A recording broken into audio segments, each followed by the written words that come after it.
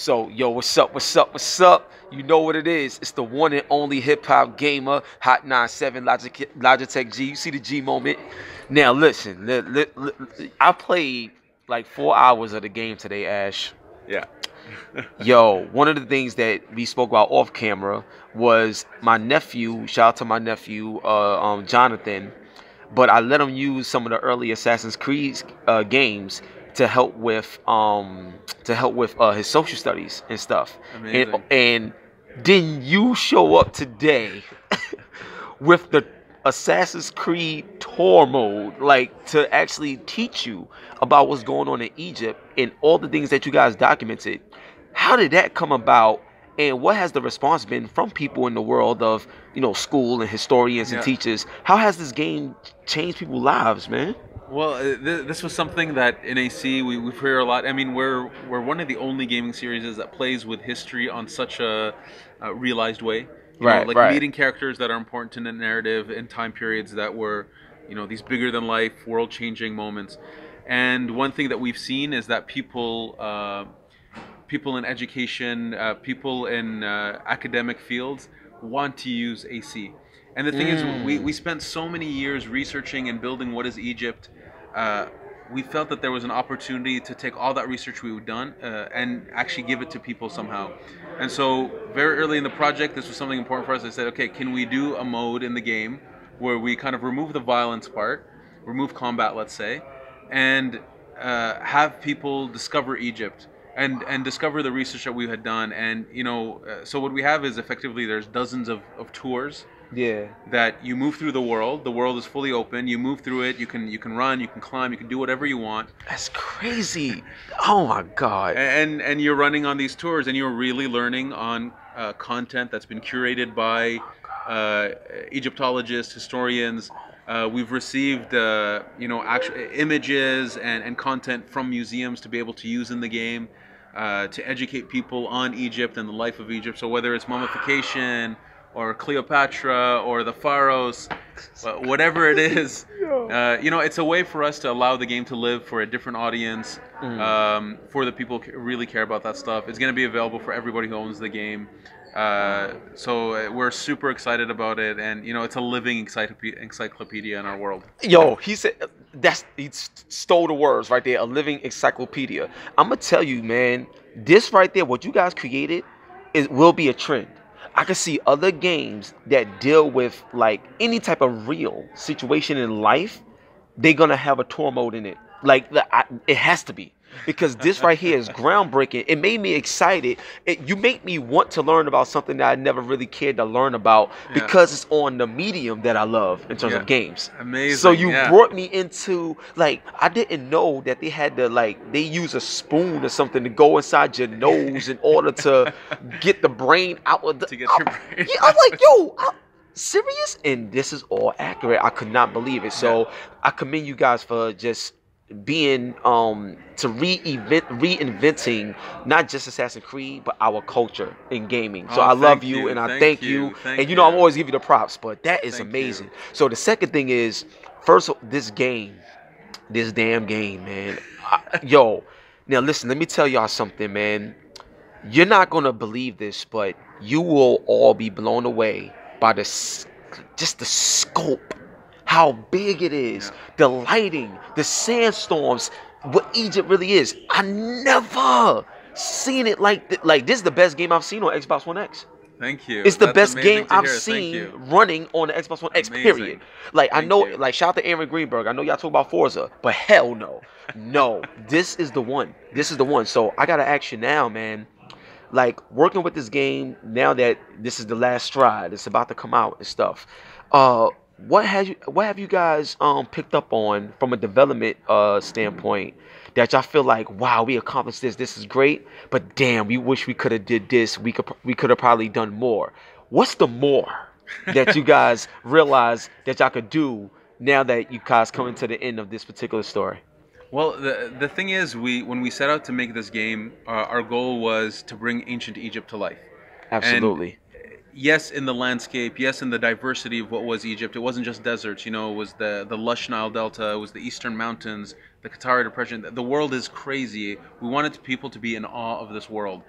But it's not just the physical world. It was also the animals there, the people, the culture, the religion. We worked very hard to make sure we gave due respect to this world and to bring it to life.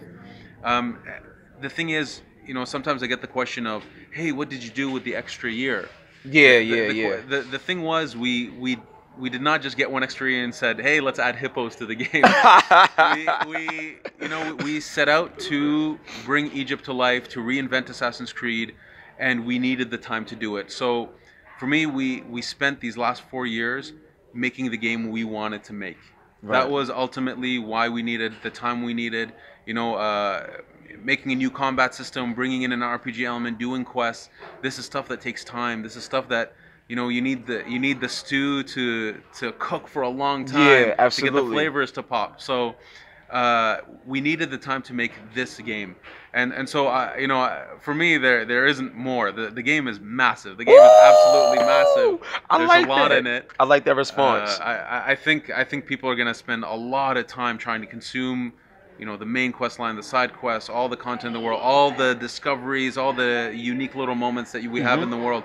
People are going to spend hours and hours trying to find all this stuff. The game is huge. Dude, now, I got to tell you something. The side quests is like, okay, so I'm going to tell y'all something. This is night and day from the very first time y'all experienced Assassin's Creed, like all the way back in, I think, 2007 when the first one came out or something like that. Yeah. So listen, I'm going to tell you something right now. Like, the side quest is a story in its own right. Like, that's the way it feels. So now, what I want to ask you is, when it comes to, controlling Bayek, like, what can you tell the fans in terms of what they can expect from, like, the first hour experience to the like 8th hour, 9th hour experience? How does this game grow as you play it? Because just from all the stuff that I played, it's not the same game as you go further. Absolutely. It's really not the same game. Absolutely. This is not one of those situations where I played Assassin's Creed, it was good, I did this, and that was it. No, it changes by the hour. Yeah. I mean, the entire game, the landscape, what's happening around you, everything changes. Talk about how it changes.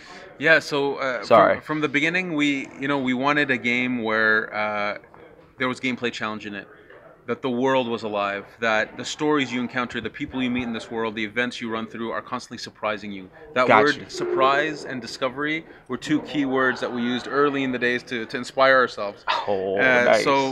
So whether it's through the RPG element, crafting the kind of Bayek you want, whether it's a stealthy assassin, if it's a warrior, if it's using bows, the game will change gameplay-wise as you progress in that style. The equipment you find will also propose you new ways to think about combat or think about the gameplay of taking out enemies, all the way to the world itself. The world is incredibly varied. We wanted people to be in awe of Egypt. And so everywhere you go, it's going to be different, whether it's Alexandria, Memphis, the Qatar Depression, caves, underwater. Wherever you go in this world, expect to be surprised. We wanted to reward discovery.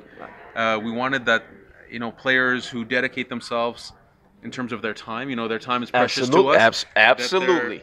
Constantly rewarded for that. And so the game does evolve as you keep going through it, meeting new side quests everywhere. Even by the time you reach the end game, we have a lot of end game content, which is meant for players who have passed the main quest line, who are all geared up, that they can find challenges in the game that are still pushing them to know the intricacies of stealth or combat. God. We love our fans. We love the people who play our games. It's why we make games. It's so that other people can derive pleasure from what we make.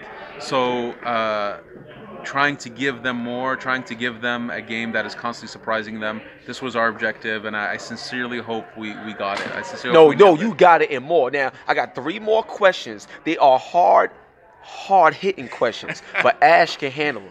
You got to hold the belt for this one. Here we go. These are the 3 last questions, and then we out of here. This is my armor. 3 last questions. Are you ready, Ash? Okay, let's go for it. Okay. Now, the first question out of the last 3 hard-hitting questions is this, right?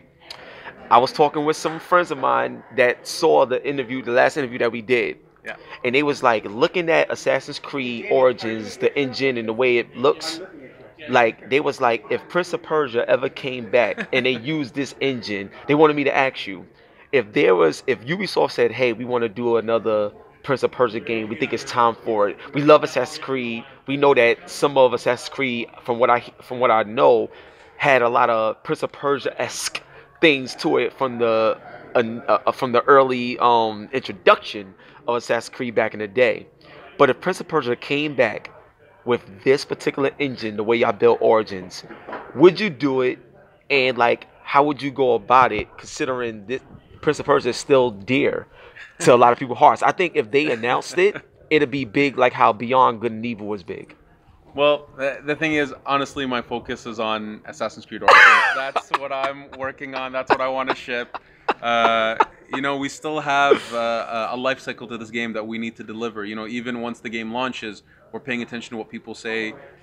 We have content that we're going to release after the game. A lot of free content, a lot of DLC stuff after the game launches that we're still pushing, we're still working on. So my focus is on that. If UB has anything to say, it's really for other people to say, not for me. All right. I tried.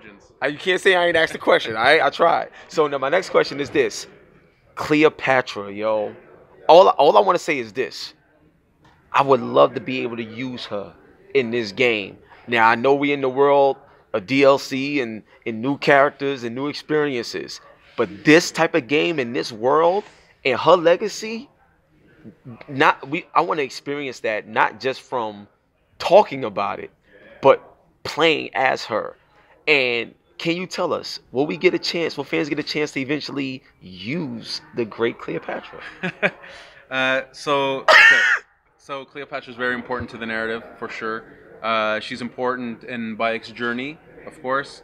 Having said that, this is primarily Bayek's journey. Okay. I will say, in the Discovery Tours, Ancient Egypt, you have a big list of characters that you can explore and have these tours with. Cleopatra being one of them. So it's maybe not the same as you're asking. There is an element of it. But having said that, AC has always been about telling a journey of a specific story where you encounter these bigger than life characters. You're not necessarily them, but you encounter them and they're important to the tale. So Cleopatra is very important to the experience, and she has a big role to play in this game, of course. But really, it's primarily Bayek's journey that you experience. And for the last question, and I may have asked you this before, but I'm gonna try to flip it. A different way, right? So I'm a big fan of the arena, like that arena mode joint. That when you fighting the bosses, like the last time, son, that is it. All right, so I gotta walk you through this. Assassin's Creed, the Black Flag, the naval base battles, that element of that game was responsible for why we have Skull and Bone coming next year. You know what I'm saying? That's how great Assassin's Creed games are, because they got elements within the game that could be a game in its own right. This arena mode and the boss battles that you have in here, those could be their own type of games in its own right. Do you guys got any plans to either have a mode where, and this could be months down the line, but I would love to play against someone in that world, in that mode, but in an Assassin's Creed game, I would love to fight against somebody in this game. The combat system is fire.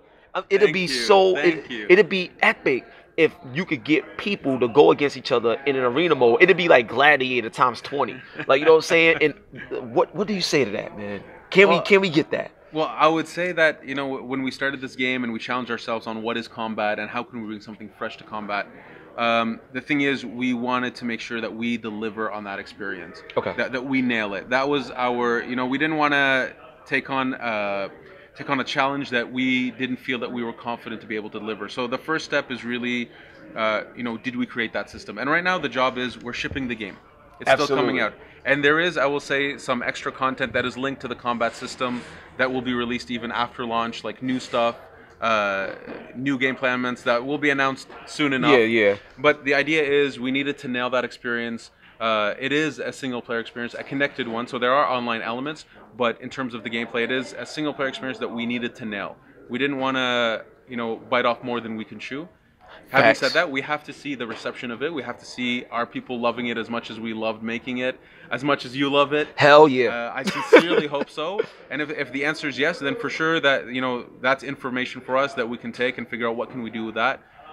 For now, the goal is really to ship the game, make sure that the combat system is achieving what we want it to achieve for the game, that it can live across, playing the game for 30, 40 hours, and that you're constantly finding new depth, new bosses, new gear that changes the way you think about fight. Absolutely. But we needed to nail that first, and we'll see the reception of it, and then we can decide what we do after that. What's the release date, baby? So we release on October 27th on Xbox One X, Xbox One, PS4, PS4 Pro, PC. I should say it's a launch title for Xbox One X. Cool. Launch title for Xbox One X. And I hope that y'all add SLI support for the PC. Because somebody like me that got 2 GTX 1080s, I want to be able to I want to play this game 4K with everything on. Like, will we get that? Will SLI support be a part of it? So everything related to PC specs will be released very soon. The information. Oh, okay. I'm sorry. The whole package is going to be made for it, and I think you'll be pleasantly surprised. I love you. I love you, boy. Yo, so it's your boy HipHopGamer Hot 97, Logitech G to G moment. We out of here, man. One love and God bless. Assassin's Creed Origins. Let's get the brotherhood started. Peace.